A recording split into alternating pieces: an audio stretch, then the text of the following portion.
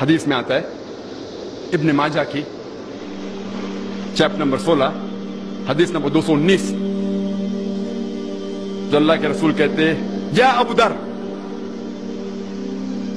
تم اگر ایک آیت کو سمجھو گے وہ 100 رکعت نفل سے بہتر ہے۔ اللہ کے رسول فرماتے یا ابو در، تم اگر ایک قرآن کی آیت کو سمجھو گے وہ 100 رکعت صلاح، نوافل صلاح سے بہتر ہے، اور ایک رکعت میں کم از کم سورہ فاتحہ تو پڑھنا چاہیے آپ کو، کم از کم 7 آیتیں ہیں، 100 رکعت میں کم از کم 700 آیتیں ہیں۔ تو اللہ کے رسول فرماتے ایک آیت کو سمجھ کے پڑھنا، سمجھنا 700 آیت کی تلاوت کرنے سے بہتر ہے، یعنی سمجھنا 700 گنا صرف تلاوت سے بہتر ہے، اللہ کے رسول فرماتے ابن ماجہ میں، اور یہ صحیح حدیث ہے۔ ہم لوگ سے پوچھتے ہیں قرآن شریف کیوں نازل کیا گیا، تو لوگ کہتے ہیں جب اوپننگ سرمنی ہوتی نا، اوپننگ سرمنی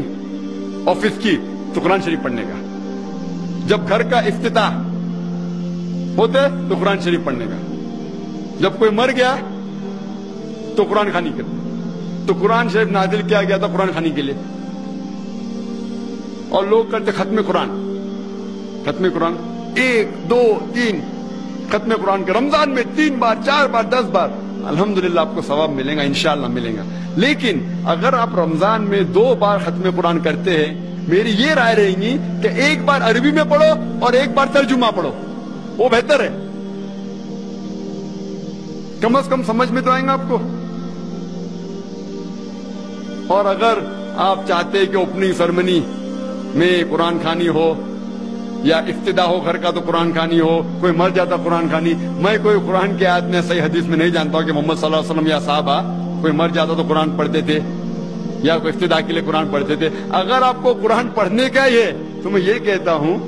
کہ آپ قرآن اگر پڑھتے ہیں 100 مائل کی سپیڈ کے اوپر، 30 لوگ کو بلاتے اور 1 گھنٹے میں ختم کرتے، تو میں کہتا ہوں کہ 2 گھنٹے کے لیے بلاؤ،